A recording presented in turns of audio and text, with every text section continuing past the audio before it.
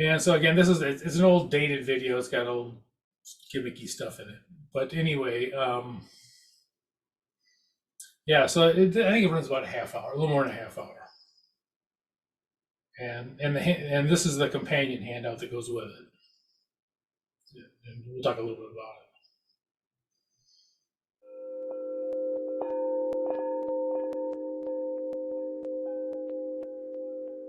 I want to make sure you guys can hear it.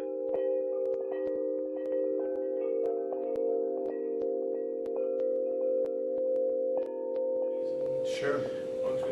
It's part of the story. I was answering an ad in a newspaper after I graduated from college, and Can you guys hear that? Started off as low as you can start. They had probably 2,000 stores worldwide at that time, but just a few here in the U.S. They had just started. Started out as an assistant manager, became a manager, a district supervisor. They were growing fast. They needed young, energetic people. I tell you what, put it in the chat. Purchasing department, you're okay. which was a great steady Or if you position, can't hear it. corporate level position. Didn't have to move around, and was responsible for negotiating. At the end of my 16 years there, it was over $1 billion of merchandise a year, and I was one of many people there. It was a very large organization, which has only grown since I left. Can you guys hear that? Yeah. Okay, all right, good. I'm sorry. I will go back to it. Okay.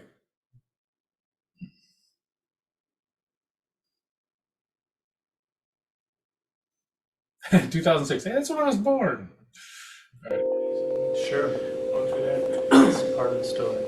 I was answering an ad in a newspaper after I graduated from college, and started off as low as you can start. They had probably 2,000 stores worldwide at that time, but just a few here in the U.S. They had just started.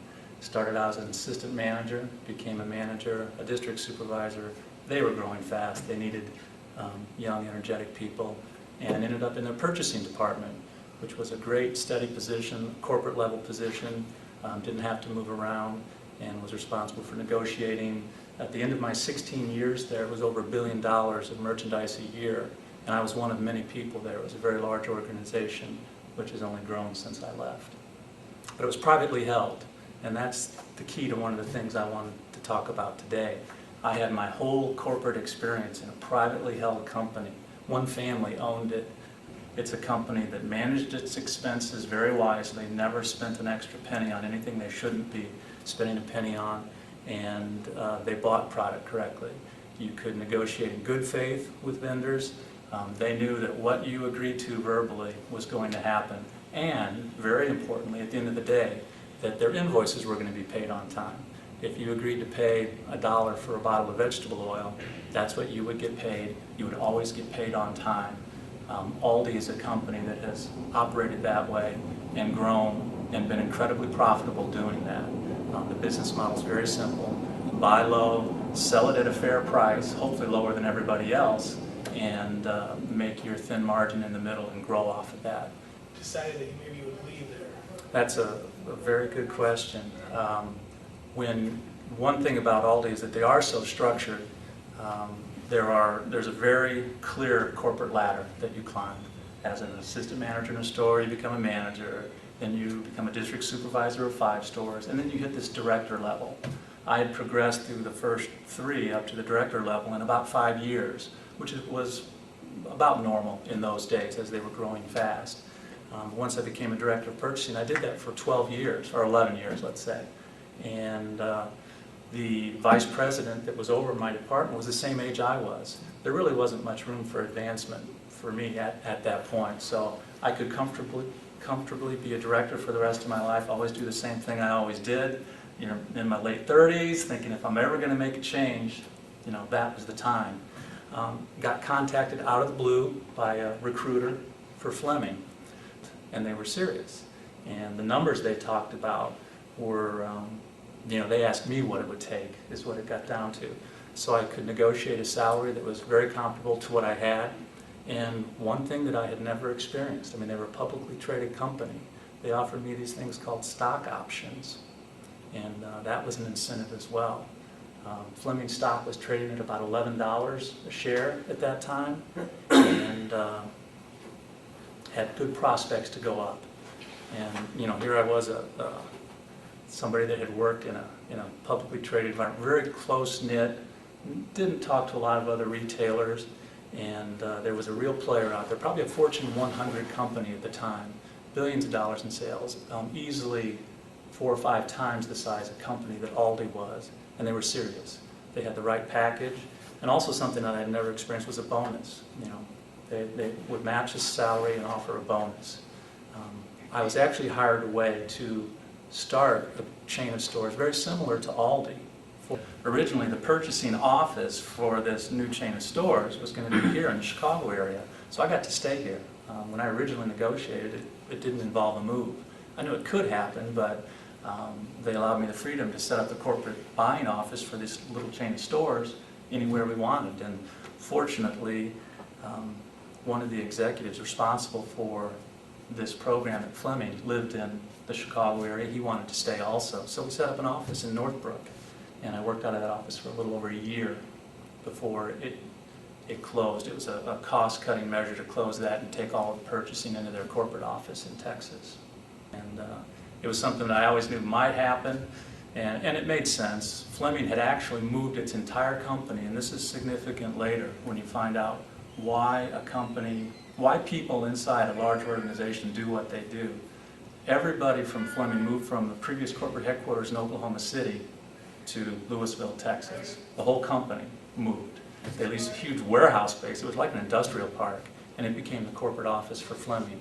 But everybody working for Fleming in 2001, 2002, until they went bankrupt in 2003, were located in Louisville, Texas, and nobody was there originally.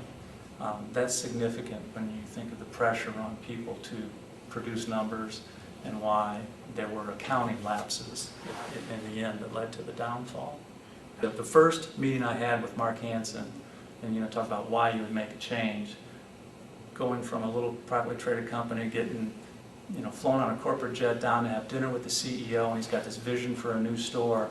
And I asked him how he was going to fund this. I knew Fleming had a lot of debt, over $1 billion in debt, even though they were a large company.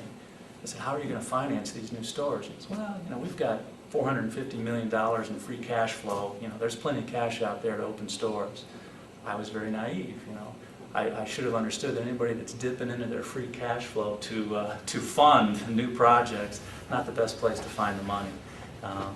But there was a lot of money out there, and we did get 17 stores open. And again, they were going along well enough that they thought my services were better used managing all of the private label procurement for Fleming.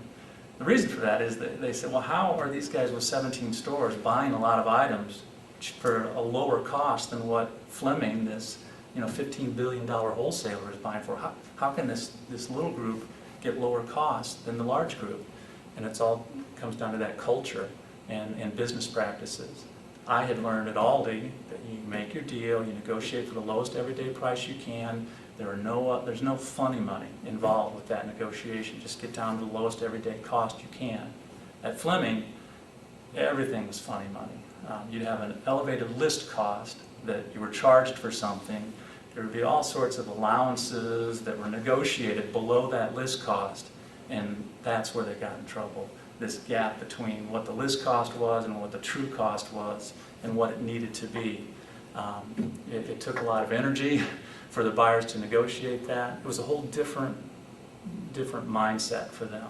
So they said, look, the guys that are running Yes Less know how to handle private label. We're going to let them be vice presidents of private label for all of Fleming, and they'll buy for the whole wholesaler. So when I went down there, that's what my new position was, as vice president of private label. It was 2 weeks until as I'm sitting in meetings, these guys were not good business people.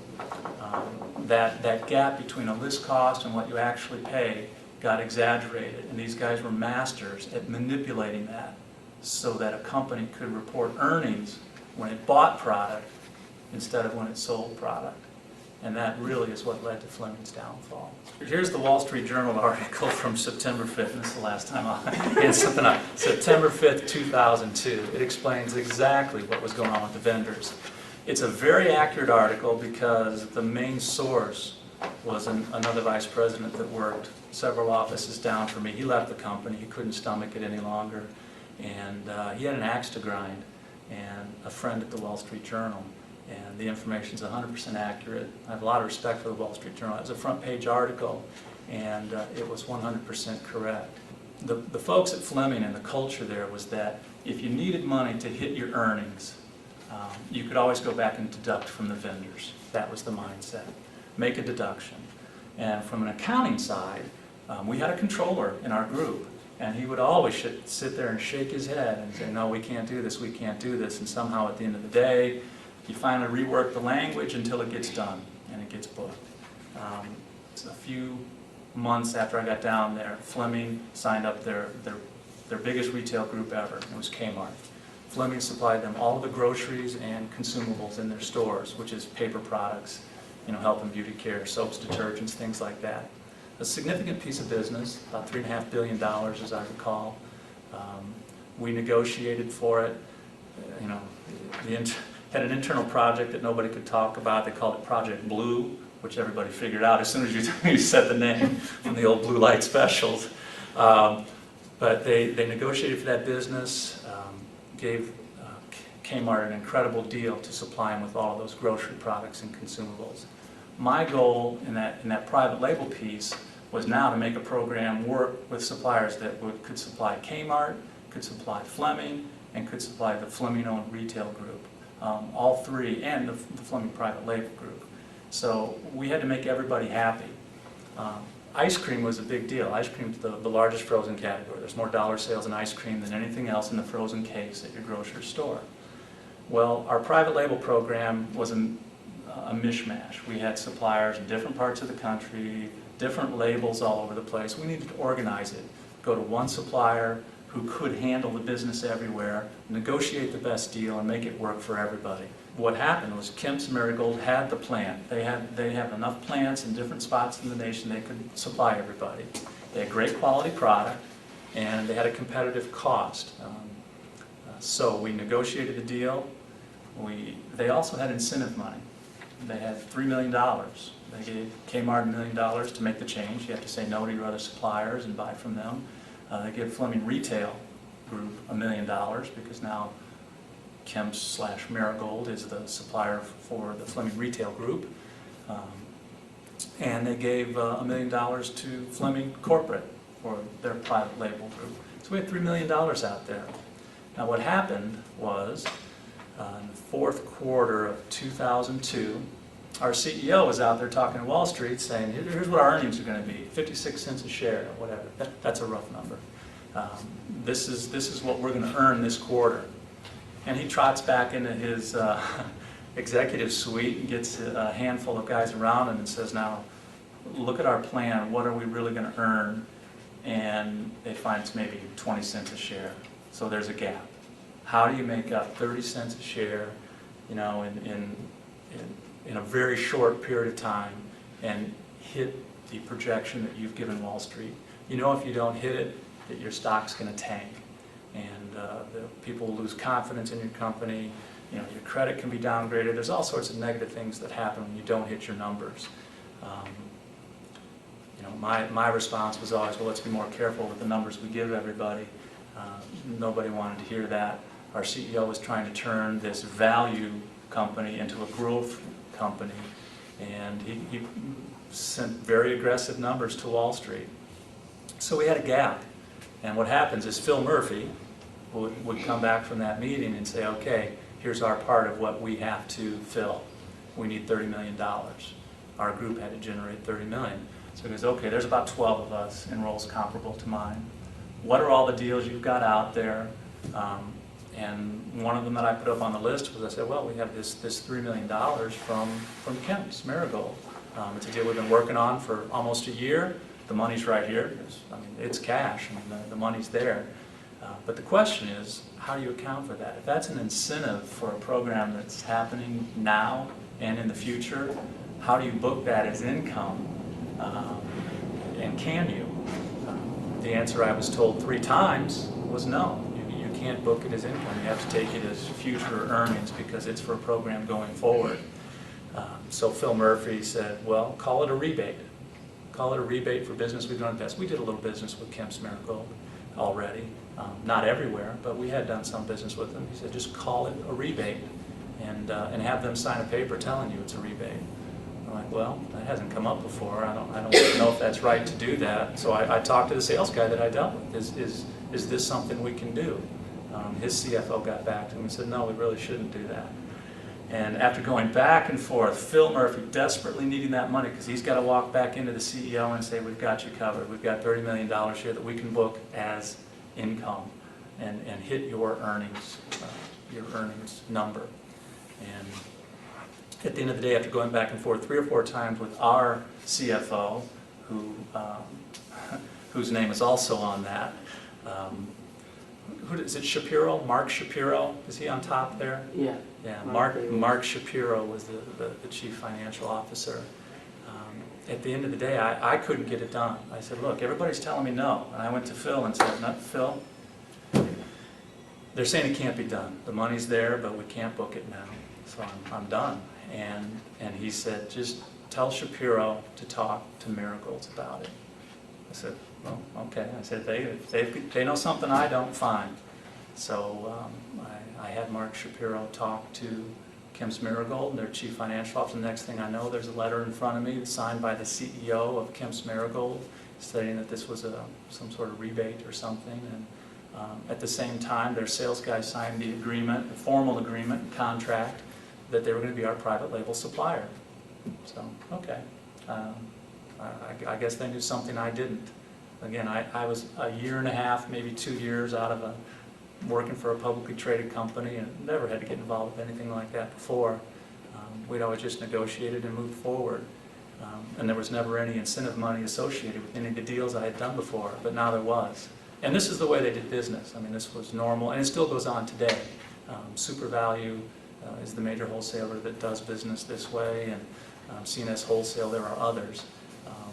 I don't mean, I'm sure most of what they do is above board, but there is potential for danger. I signed that agreement, and we booked that money, and they hit their earnings that year. And the sad part of it is those earnings are also linked to the incentive. I mean, the bonuses that all the executives got were only available if you hit a certain earnings number. So again, more incentive for people in a big organization to do whatever it takes to hit the number. And your options also. And options as well, I mean, because that's all linked to the stock price. So the factors that make it so tough, it's really like a boiler room at some point. And really, when Phil Murphy came down, he got the 12 people that controlled all the negotiations and locked us in a room a quarter the size of this one and said, we can't go out till we figure out how we're going to generate $30 million. I shouldn't say he locked it, but clearly if you left the room, you left your job. And after having just relocated your family, and again, everybody in the room had relocated their families to this area because the whole company had moved. And not only that, but when you move, Fleming was very generous with their relocation expenses. They had this executive relocation program. If you couldn't sell your house, this company would buy it for you and then sell it for whatever they could and take the loss. If you leave the company within a certain period of time, you had to reimburse them those relocation expenses. Tens of thousands of dollars that I would have to pay out of my pocket if I left. And the HR person said, how are you perceived as a buying group out there in the world with Procter & Gamble and these other vendors that you deal with, and with some of your contemporaries, your other person groups? How is the Fleming group perceived? And my statement was that we were pirates. I mean, we don't, a lot of fun to hang around, but the guys around me would cut your throat at the end of the day. One of the guys next to me came up with this brilliant idea that, well, there's going to be shared savings now. Now that the vendors don't have to go to Troy, Michigan to call on Kmart and Louisville, Texas to call on us, they're going to save money. We're going to be easier to deal with. The volume's going to be greater. They're going to save money. So they sent out a letter that said, congratulations, you're now selling to and working with this new larger company, larger purchasing organization. It's only going to cost you 3% of your total sales for the year. That's millions and millions of dollars, and hope for the best. We put enormous pressure on them. We did over $1 billion in business with Kraft alone. One of the companies obviously that got fined is Kraft. I really feel sorry for the guy named Adams. You can read about him in the article. He was under enormous pressure because of the volume of business that they did with Fleming. Fleming was a very important customer to Kraft, $1 billion in sales. And if it meant signing a letter that $7 million or $10 million would get funneled to Fleming somehow over a couple of years, he signed it. There was still hope. I mean, when Kmart business came on, if everything happened the way the CEO wanted, it could have worked. I mean, look at what Sears did with Kmart. That worked when they just got together and made it work. But for us, it didn't. It just did not work. I could see it going bad. I was tired of being the company was using my credibility that I had worked hard for over 16 years with Aldi and doing clean business. They spent my credibility dealing with vendors now, where I would sit with somebody face to face at a desk and I couldn't tell them that everything was going to be handled. I couldn't tell them that their bills were going to be paid and that those deductions were going to be repaid. My word didn't mean anything to them anymore, and I wouldn't. I would just tell them, I said, look, we're all in trouble. This is not going to work. If you want to get those paid back, I don't think you're going to. What happens then is if they still want to do business, and that's a big if, it'll be at a higher cost. Whatever you're taking from them, they're going to add back to the top line cost because they have to make money at the end of the day. And it's a really vicious cycle that elevates the cost, makes Fleming uncompetitive in the marketplace, and at the end of the day, that $450 million in cash flow that Mark Hansen was so proud of, it went away because these vendors said, we can't handle the deductions anymore, it's not working, we have to put you on cash in advance. And that's a death note for a company. As soon as you start having to pay for product before you receive it, your whole cash flow goes away. One of the yellow flags that went up early for me, when I was running those 17 stores at Yes Less, the invoices went through the Fleming accounting system. They had a computer program that figured out how long they could stretch each vendor. I had no idea. Couldn't believe it. And it was really based on feedback. Well, how many days is it before this vendor will call me and ask for his money? Okay, it's due in 30 days, but I haven't paid in 45. When do I get that call from them? And they recorded it. Each time they would record. Okay, so this person doesn't care until 45 days. So they would just never pay until 45 days. If you weren't sitting on top of them, things wouldn't get paid. So yeah, they definitely stretched that as far as they could. But you think about that, a $15 billion company, that's $41 million a day in business that you're doing. And that's literally what crushed them in the end. When you can't buy products because you need cash in advance and your customers are clamoring for it, you're out of business. And Fleming literally went out of business because of that. Yeah, so they could have been profitable. Absolutely, and they were for many years. I mean, Fleming's was a 100-year-old company that had grown through acquisition and been successful up until that lawsuit with David's, quite frankly. I mean, they hadn't made money for a few years, but when Hansen was there, they reported their first quarterly profit in 4 or 5 years. And yes, they could have made money the right way. But his vision was to not just have a value stock, not just to be one that languished out there and just was kind of safe and comfortable. He wanted growth. He had come from PetSmart, Sam's, fast-growing companies, and as we looked at his history, he kind of did this at those companies too, unfortunately. And he never learned his lesson. I think he's learned it now. I was very surprised. I was surprised that people beyond Jim Thatcher, Al Abood, and Phil Murphy weren't charged. I will say that Al Abood, who was right next to me and another vice president, the whole reason he was there was because he was better at taking that money than anybody I ever met. He actually worked for Kmart, did it there, got in trouble at Kmart too. And I was astonished one day when I came in and he was in the office next to me. I'm like, Al, why are you here? Well, Phil Murphy had hired him. He apparently did such a good job taking money at Kmart that Phil wanted him on our team. And that was another red flag for me to get out of there as quick as I could.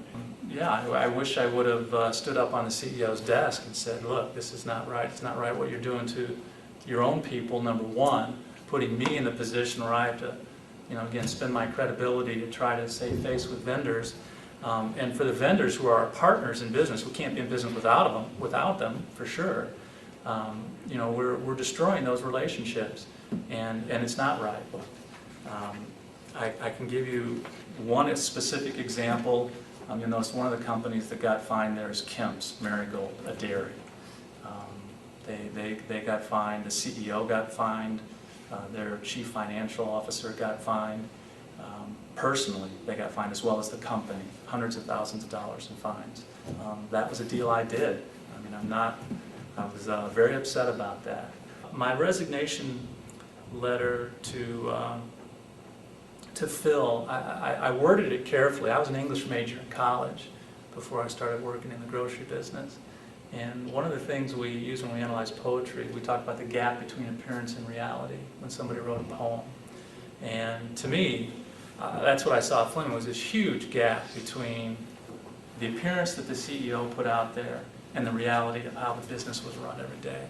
And I told Phil that I could no longer willingly suspend my disbelief in the way the company was being run. And that was true. I said, because you would sit around and look at each other and see the way you're doing business, just shake your head and say, I can't believe this, I can't believe it. And you have to willingly suspend that disbelief to operate in that environment, in that culture. Couldn't do that any longer. It's too obvious. I mean, the facts were too obvious. The business model was not working, at least not the way the CEO was describing it to Wall Street, that we're this big growth vehicle, we're going to be profitable. It was not. We were scraping for every penny. And another startup opportunity in New York became available. Once again, we could set our office, corporate buying office here in Chicago. So we got the team that put the Yes List stores, several of us back together to open another chain of stores in the Northeast. And I was excited about that. Negotiated a fair salary, no bonuses, no stock options, it was a private company, it's one guy. The document that none of you ever want to see again and ever want to see your name on is this, it's my subpoena from the SEC to testify. So pass that around and make sure you never see one again. But the bottom line is that it's very easy to testify in front of the SEC. You tell them everything that happened, exactly why it happened, don't leave out any details, and it is what it is. Unfortunately, a lot of my testimony led to huge fines for the guy that worked right next door to me. His name's Alaboud. Here's the SEC exchange, what they charged each of those guys with. But I reported to Phil. Alaboud was a vice president, just like I was. He worked right next to me. If you don't live it and feel it, and you would never know. You can read about it, but it overtakes your whole being at some point when you're right in the middle of all of that, and you see it kind of crashing down. So, like I said, at the end, it can make you stronger, and I certainly learned a lot. They also wanted to know a lot about the CEO. The one thing I'm truly amazed about is that Mark Hansen, the CEO, he hasn't been charged with anything. But it's very difficult, and I have sympathy for the SEC as they go after like the Ken Lays of the world, or Bernie Ebbers from WorldCom, or it's very difficult because these CEOs never send an email. They have assistants and they do everything in meetings, and it's all verbal. It's never taped, but the direction is completely clear. They walk into the meeting, they come out with their marching orders. Each senior person has to contribute a certain amount of money so he can hit the earnings that he's talking to Wall Street about. None of that is in writing, other than the notes that the guys take who were in the meeting. So I had to say, yes, when Phil came out at his meeting with Mark Hansen, this is what he came back to us with, that we need to make $30 million here to hit the number. What you really judged on is what you do and not what you say, which is right in some ways, but for a CEO who never does anything himself, he didn't sign any documents except Sarbanes-Oxley. When Sarbanes-Oxley came out, we were all, and it's an interesting sidelight, we were like, is he going to sign it? Is he going to sign it and say, yes, I believe all this information is 100% accurate? And he did. He did sign it. And I always thought that that would come back to haunt him, to say that to the best of my knowledge, all these numbers are accurate, everything's justified, when he knew in his heart anyway that it wasn't accurate, most of it was manufactured. And it's so interesting when I used to hear Ken Lay, who would just insist on his innocence, you know, and just think, well, you know, what we did wasn't wrong. Yes, we did all of that. Yes, we created these subsidiaries and put the debt all over there, but that wasn't wrong. It wasn't wrong. It's like they convinced themselves that what they're doing is right. When I listen to some and read some of the quotes that Mark gave to Wall Street, that, you know, the deductions that we have with vendors aren't out of line. It's in the Wall Street Journal article. It's not out of line with what the industry standards are. It's a certain percentage of sales. It's always like that with every wholesaler. They convince themselves that what they're doing is right, that it's okay, and that that's just the way of doing business. There's just some sort of a mental illness almost when it comes to that. And the CEOs get it sometimes. It was frightening to watch. But I walked away from big bonuses just doing what I did. Other guys that stayed, even a few months after I was there, I was 2 months away, I think, from like a full year's bonus, which for them, again, was too generous, almost 80% of the salary. I didn't want it. I mean, who would want that? So I wasn't going to stay long. And I would have continued to do what I was supposed to do, which was to put together the best deals for the company that I could. How they were accounted for, I did kind of mentally separate myself from that. I had to. I mean, all I could do is what I knew was right every day. Negotiate for the best quality products at the lowest price. Simple. That's what I'm there for. How you want to account for everything else, I just kind of washed my hands of it and said, take it from there and go. That's kind of the mode I was in right at the time I left, and I would have found something else at some point. That was not sustainable down there. The guy that had worked for Fleming for probably 27 years was a merchandise manager there, and he stayed right till the end. And you know, it was horrible for him and his family, knowing that this 27-year career he had, and probably his retirement, you know, account with the company, was all in jeopardy at that point. I mean, his wife actually had some mental problems, and she committed suicide the day they went bankrupt. It was really, really horrible. There are personal tragedies involved when things like this go on.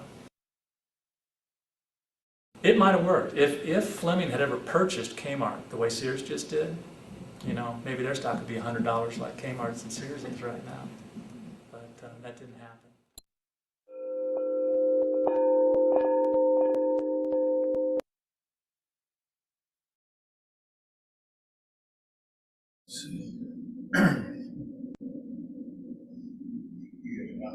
Give me 1 second.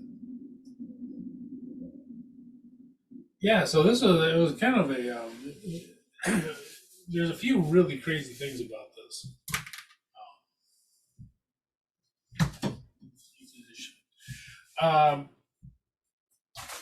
First of all, Fleming was a profitable company. It was a profitable company that went bankrupt. And it went bankrupt basically because the CEO, one person, gave a off the cuff crazy estimate to Wall Street. A 100-year-old company just disappeared. A profitable 100-year-old company disappeared. Very strange. Mark Hansen, the CEO, he worked for PetSmart and he worked for Sam's Club. This is years ago. But anyway, he almost sank both of those. He was known as this kind of turnaround kind of guy, you know, that would, you know, I'm going to make this place really profitable really quick. And his method was always the same. It wasn't that he was tough negotiating with vendors. He just wouldn't pay them. There was no negotiation. It was like, we're taking a 3% discount or whatever it was. And PetSmart was a pretty good growing company, and he came in, took over. And at first, they looked very profitable because they weren't paying their bills. They were keeping all the money, and but eventually, they just have, you know, you had this store that was growing, and all of a sudden, they had empty shelves. And so he lasted, I think, a little more than a year at PetSmart before they got rid of him to, you know, to get merchandise back on the shelves, basically, and they recovered. But and then he did the same thing at Sam's Club. Went to Sam's Club, and hey, we're going to really make this place profitable. And this now we're used to shelves being bare after COVID, but back then, I mean, it was not usual to have empty shelves. And people who are in retail, even now, will tell you, they don't sell products, they sell shelf, they sell area. How much are we going to make on this spot? Whatever we put there has to, turn over and make a certain amount. That's what we're looking for, getting the most money out of that location, and even in the store, in this aisle. How do we make the most money out of this aisle? So, having empty shelves don't do anything for you. And that's what happened again at Sam's. I don't think he even lasted a year at Sam's Club. Along the way, though, he had negotiated deals that when he took the positions, that he had these options that you get, and they were very short-term options. And he walked away with tens of millions of dollars in a very short period of time before he was fired. He had these options. The stock price jumps up because they look very profitable, and that was kind of his thing. After Fleming, I don't think he ever ran anything. But a very strange,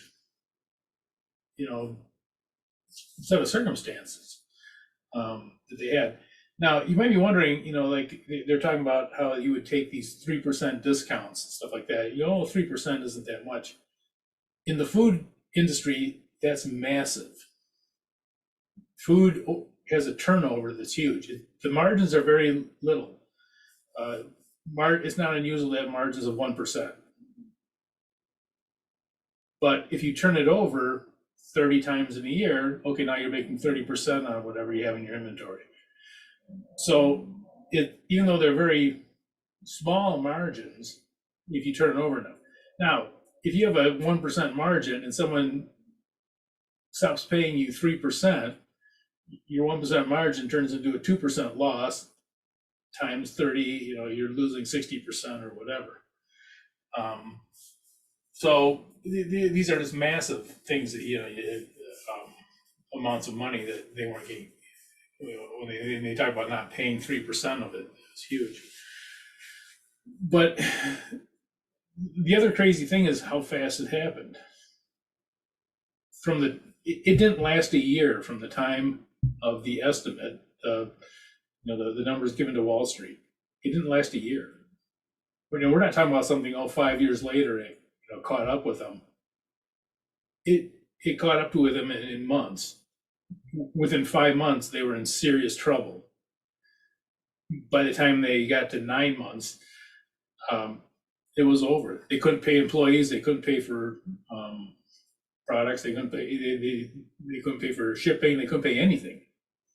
So it happened so quickly, and to such a huge company with tens of thousands of people working every day. It has to be one of the craziest frauds in history. For the speed of it, the fact that it was a profitable company, a well-established company, a huge structure for years that was profitable, and a fraud just knocked it out that quickly. All right, as far as the handout is concerned, let's.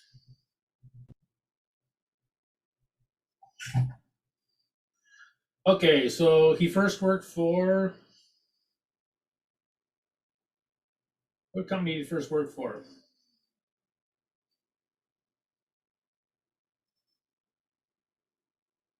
Hey, you guys are sleeping. Aldi. Yep. Aldi. Yep. So Aldi, worked for Aldi. The company he worked for next was called Fleming, and I'm going to type that in because you probably don't know that. It's not around anymore. It probably wasn't around. May not have been around in your lifetime because it went under pretty quickly.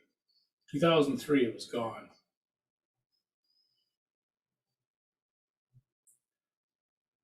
And it's funny, now Aldi is, really huge, obviously. How are the two companies different?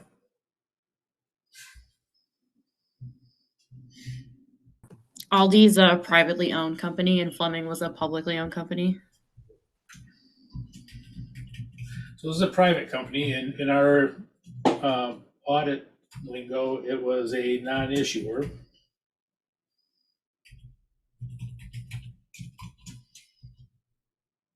And Fleming was a publicly traded company.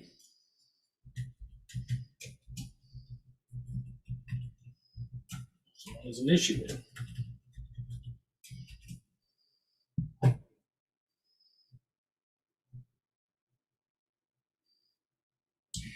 By the way, these forecasts that they give to Wall Street, these can be a real problem. And after Enron and Wilcom and Fleming, there were companies that just said, "Look, we're not going to give estimates."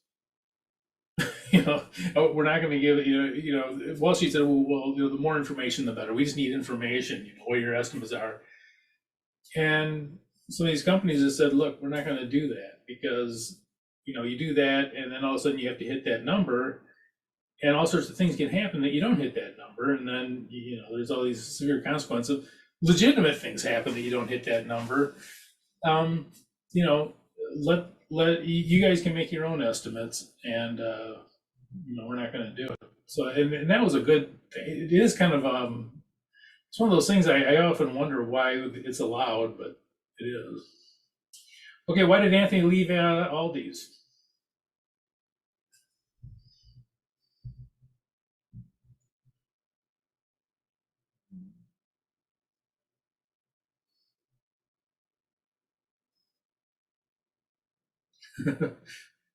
He wanted to commit a fraud. Why did Anthony leave Aldi? He couldn't move up anymore. Yeah, he looked at it and said, "Look, the guy ahead of me is the same age as me. I'm never going to move into that guy's role." Anthony's position at Fleming, he had a few different ones. I think vice president of private label.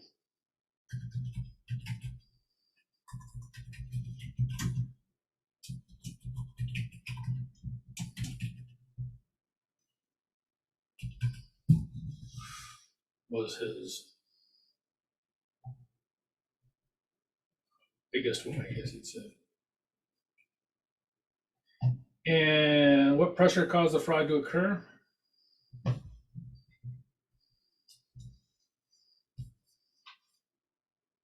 Okay, that's not how you spell label. That's a label.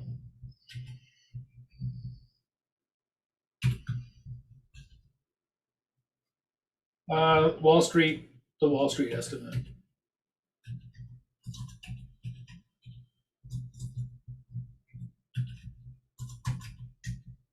I guess Wall Street's too big. Okay. The Wall Street estimate was crazy high.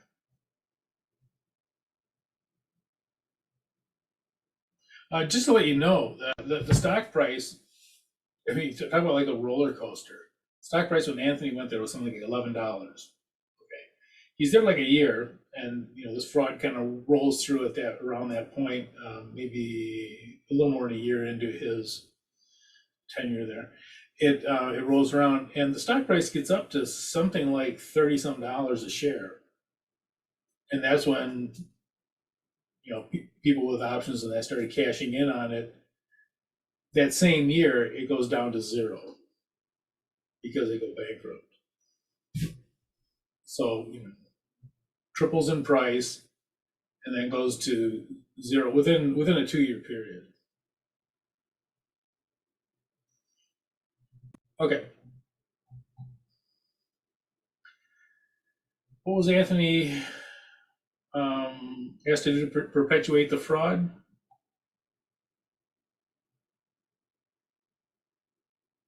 It was kind of a little bit convoluted there. The rebate. he was asked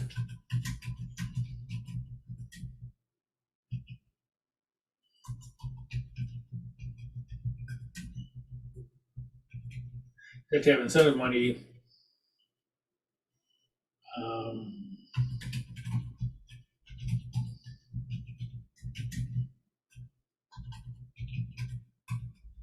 as a rebate. In other words, almost like they had earned it that year, that they got this rebate from um, Kemp's Marigold.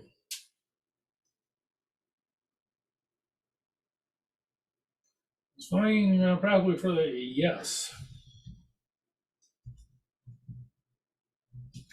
They were a profitable company.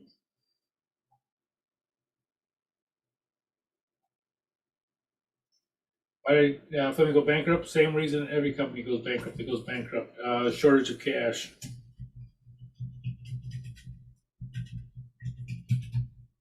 And it happened quick.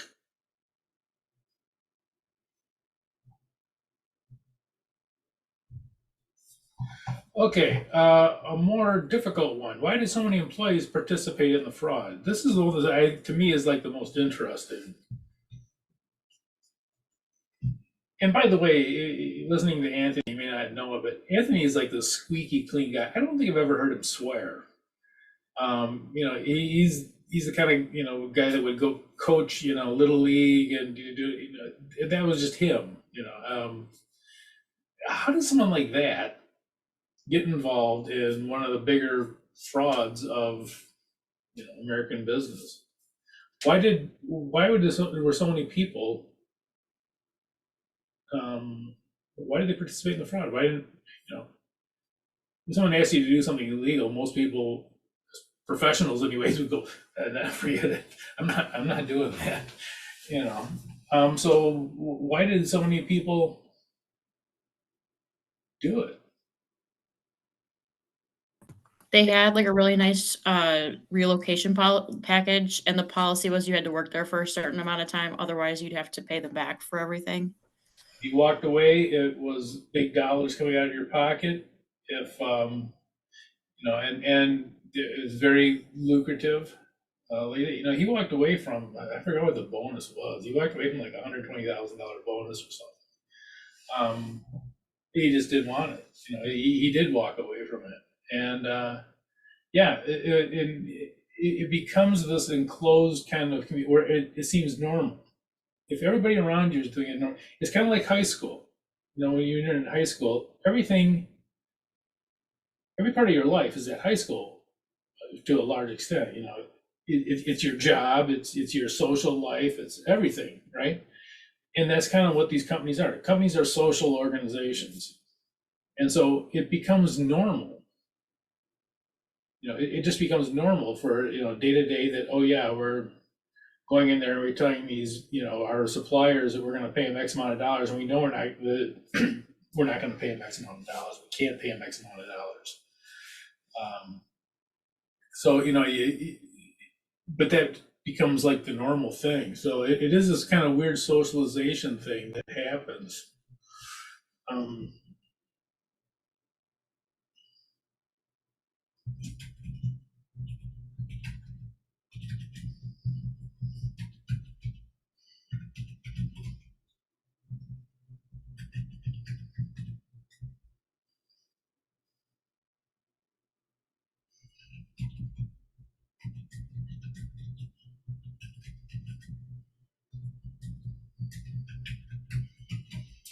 The business socialization part also thought to be normal. And another thing, I think we talked about this before. Who is more likely to do this? Usually the people who are your best employees. People who want to be there and say, okay, yeah, whatever you're doing, yeah, I got you covered and I'll do this. Your best employees are more likely to be the ones that will go along with the process.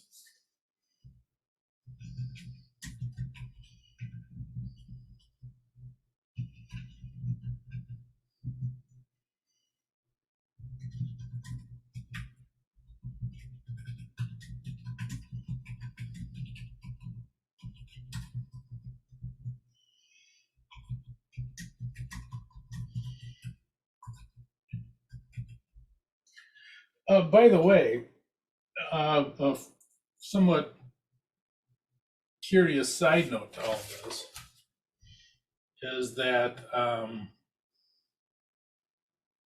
Anthony was never charged with anything. Here he is. He's this vice president of this place that, and he was never charged with anything.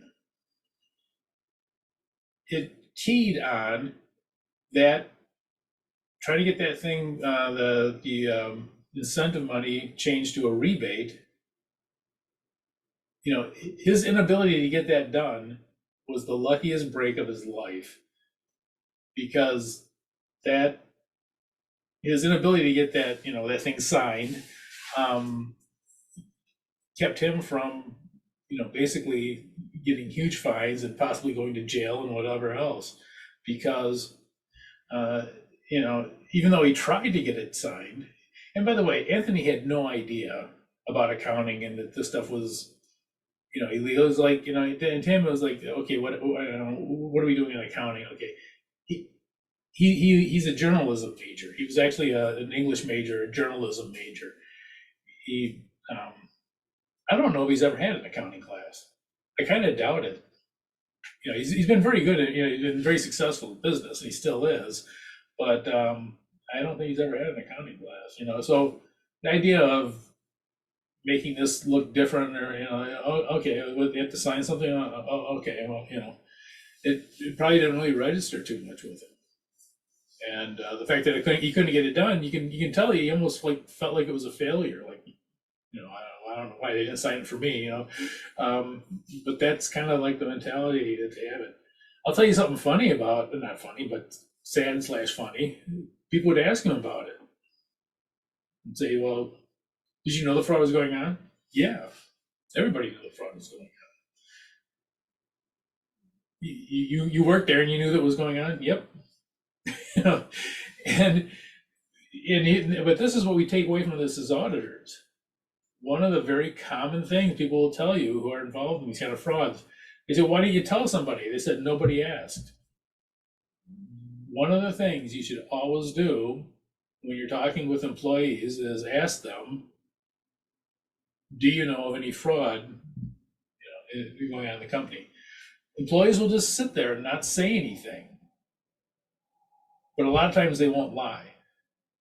They won't offer up that, hey, come over here. Let me tell you about the fraud. They won't do that. But if you ask them point blank, and many frauds have been cracked by people saying, do you know of any fraud? And they'll say, yeah, and then they'll go into it. So it's very important to actually ask people. And again, employees will sit there and not say anything until they're asked about it. So yeah, it's one of those strange, it's social. That's another weird thing about auditing that, makes it hard to teach, is that it's social. It's, if you ask somebody, they won't offer it, but again, most of the time they won't lie. They don't want to become part of it. So they'll, a lot of times they'll tell you. Okay, well, I think what I'm going to do, I'm going to send out the, let me think about this, the logistics of it. I'm actually, yeah, I'm gonna go ahead and send out the multiple choice thing, and we'll go through that, and then we'll do the. Hopefully, you should get that in a minute or two, and then we'll go into the overview of sampling. Let me check and make sure to see if that actually went out.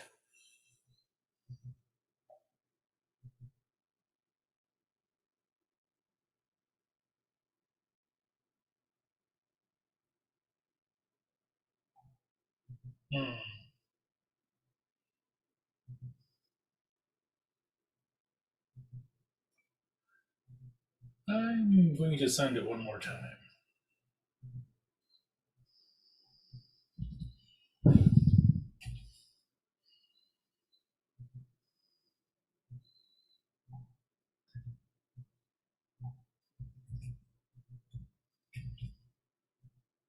I'll show you what I'm doing.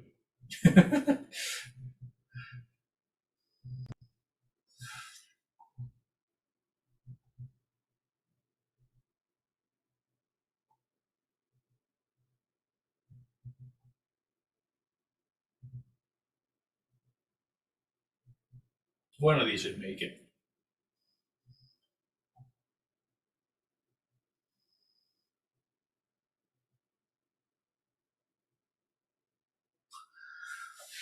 Uh,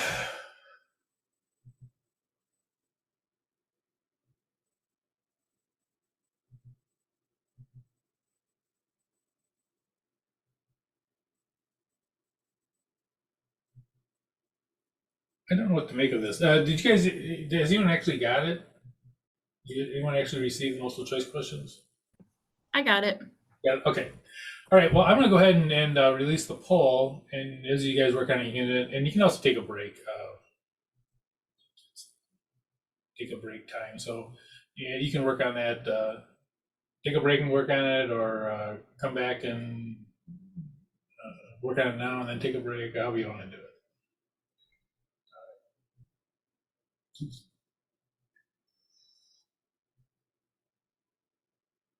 I'll put it up on my screen too, actually.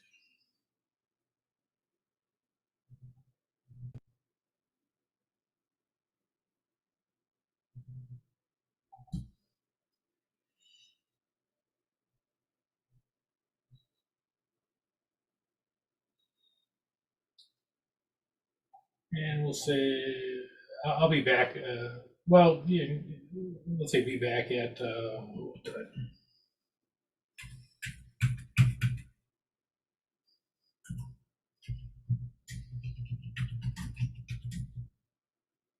7:11.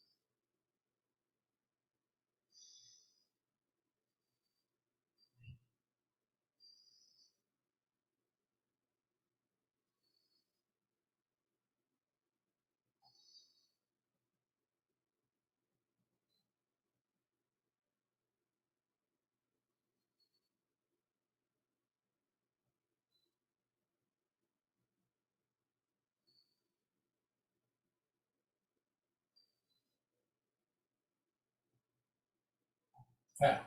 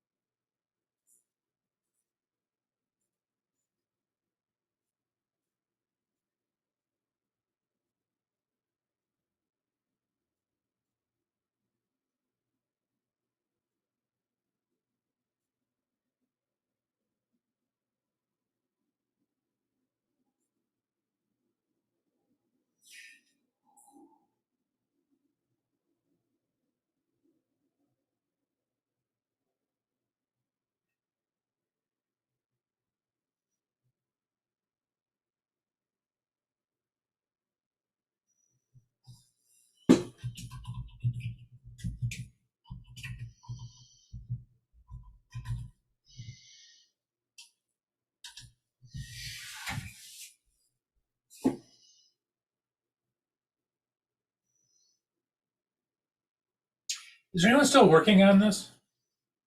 On the multiple choice? Yeah, 1 second. Okay. Right.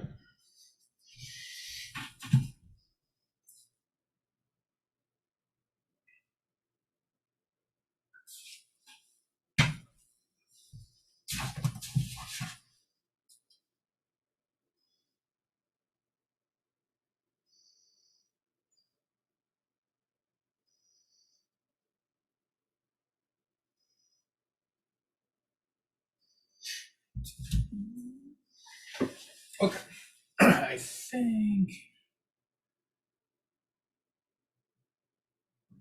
Okay, well, let me share the poll and share them with you.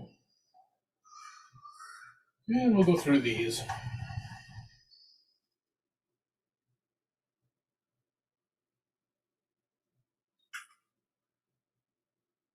Okay, first one.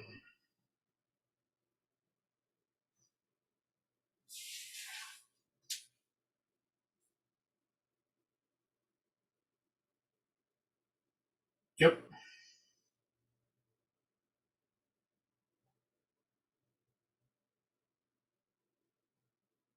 Oh, wait a minute, I gotta get my power back here. Okay,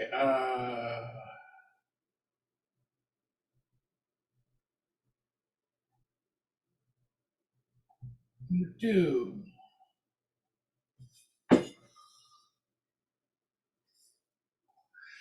If a CPA violates the ACCT code of the ACCT trial board may do all the following except, yeah, they can't revoke the CPA's license. Who can revoke it? The AICPA cannot. AICPA is a club. They can't revoke the member CPA certificate. Who can?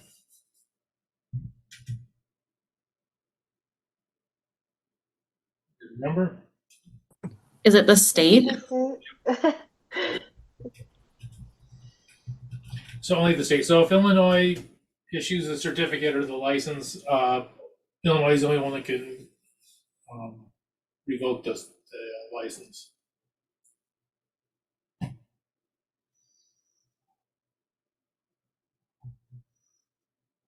With the following relations is more likely would to impair a CPA's independence with respect to a particular audit client in which the CPA works as a covered member. Okay, so this is a covered member question.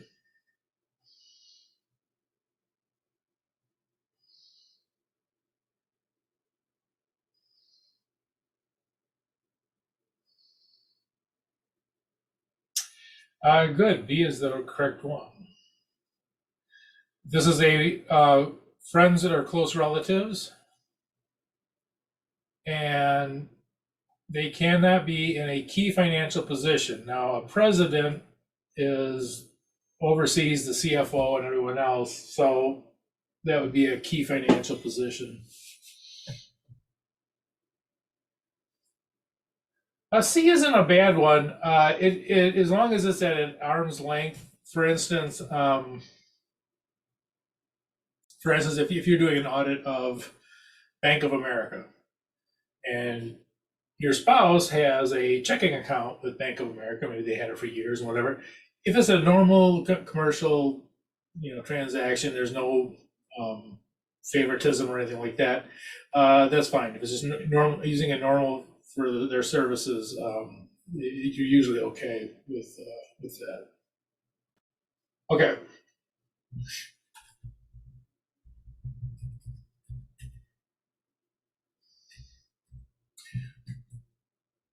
And you guys are very good at not picking D there. That usually comes up. But if they're not aware of it, it's not.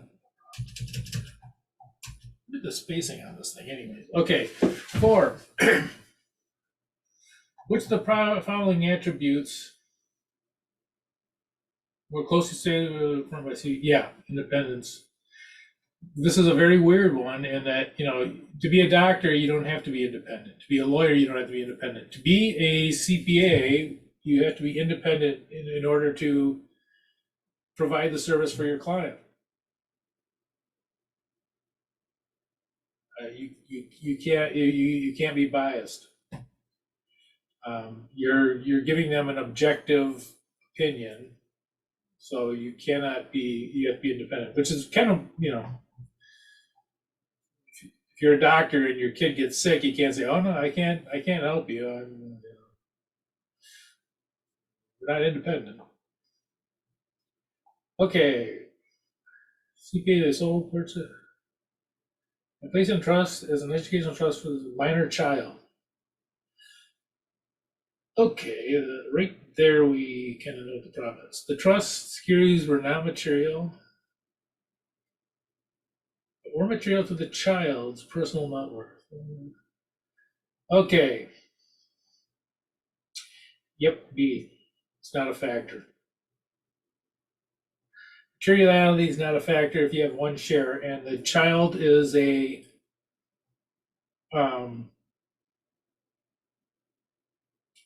the minor child is a dependent, and so this is immediate family. And immediate family are considered the same as come on, as the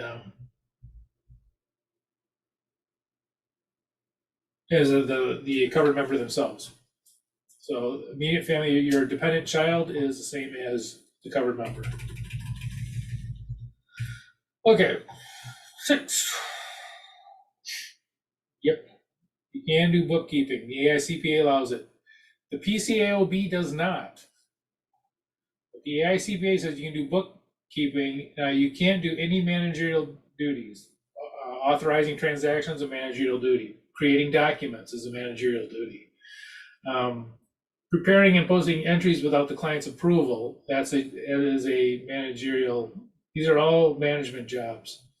The bookkeeping itself, bookkeeping is just keeping the books, writing down what the transactions are, and then somebody else will actually post those into the accounting system. And that is allowed. Number 7, well, everyone picked B, so it better be B. It is B. Very good. Yep, you can't do attestations, things like audits for contingency.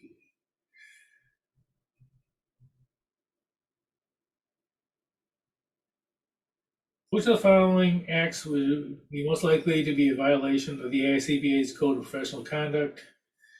The correct answer is C. But this one is one that, those of you that picked B, I agree with you. This is another one of the very weird things about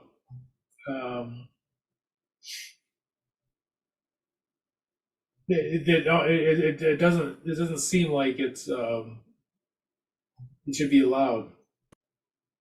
Financial forecasts. They didn't happen, right? Now you can actually help with financial forecasts for the client, and there's not a problem with that. And this is going to sound even stranger. Financial forecasts can actually be audited. They're audited. They haven't happened yet. So you say, well, how do you audit something that hasn't happened? What you audit is how they came up with those forecasts. And there's a big disclaimer in it saying, by the way, this never happens. But one of the really weird things, and to me, especially when I was first going through, I was like, well, you can't do this. You can't put things out there that haven't happened yet. But yeah, they do, and companies will make forecasts and so on and so forth. And you can help them with that, and there is an audit of forecasts, and that you're actually auditing what they use to determine that forecast, and is it reasonable or not? It's one of those strange things, and I do wish that forecasts would go away because they just cause all kinds of problems, but the way it is, that yeah, you can help them with forecasts.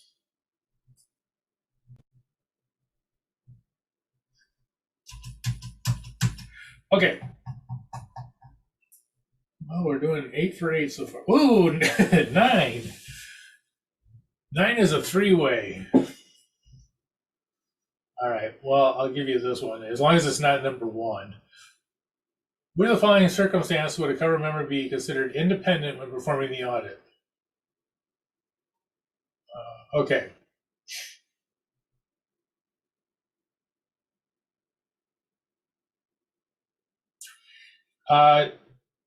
You would not be independent for B. You are on the board of directors. You are in an oversight position during the year, and if it's any amount of time is a no-no. C, the covered member continues to hold an immaterial, indirect financial interest. C is the right one. Let's see what D is.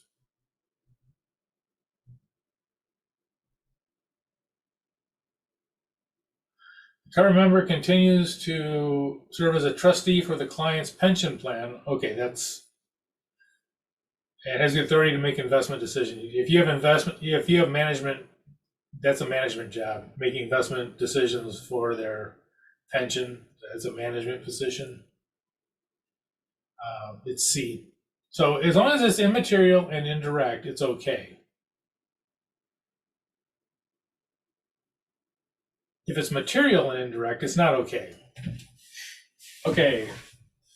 Jones Company CPA has one office. Which of the following is least likely to impair the independence? Okay, least likely to impair.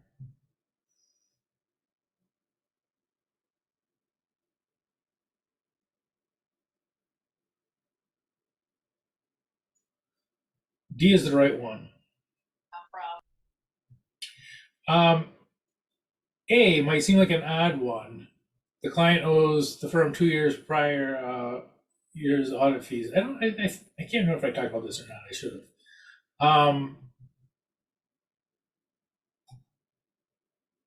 have. If the client owes you money, that's basically sort of like a lender relationship. They haven't paid you, they owe you money. You have an investment in the client, and if you want to get your money back, you better give them a good audit opinion, or else they're not going to be able to get financing, and they're not going to be able to pay you back. So it does affect your independence if there's unpaid audit fees. Unpaid audit fees will cause the auditor to not be independent. There's another really kind of strange take on this too, though, and that is sometimes to get an audit, the CPA firm will, what they call lowballing the audit. CPA firms know about what audits cost. They're not idiots. So sometimes they'll try to get the audit from somebody, and they'll come in with a very low bid that they know they can't make money on.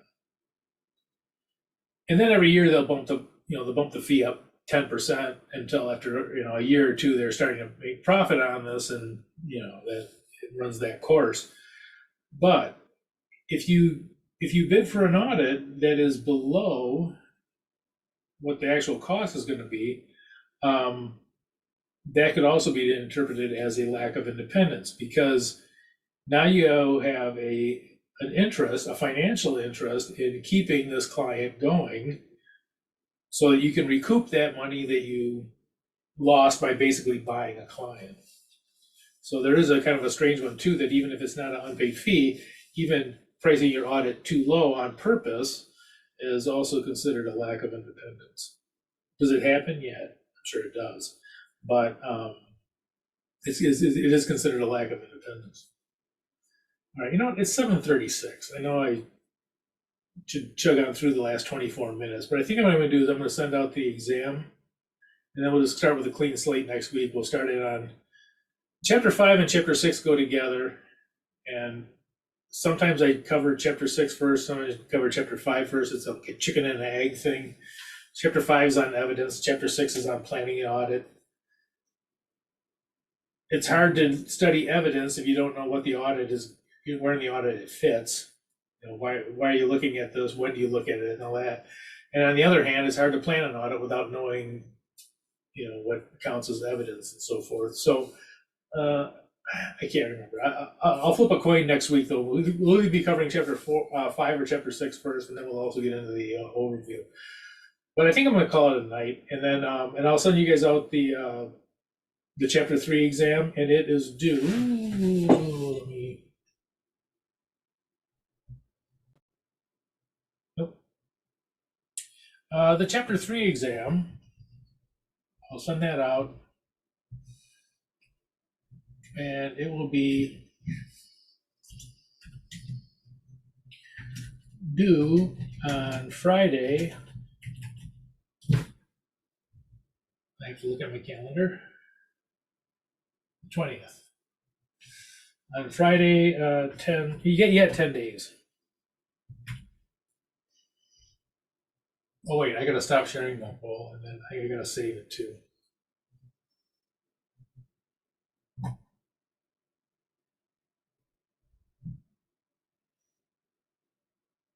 What just happened?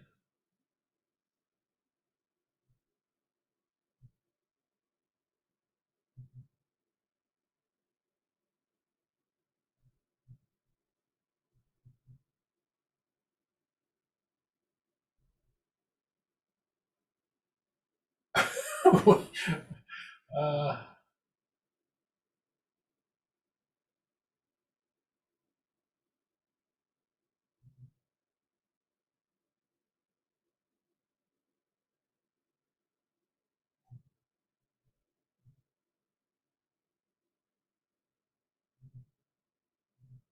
it's wanting me to sign in. Okay.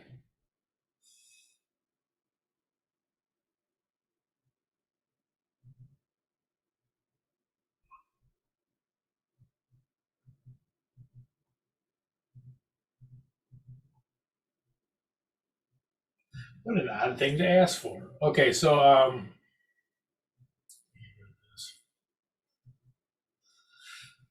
right, so the exam we do on Friday the 20th. I'll send it out. It'll be out within the next hour or so, and it'll be placed. I'll put a thing in Blackboard.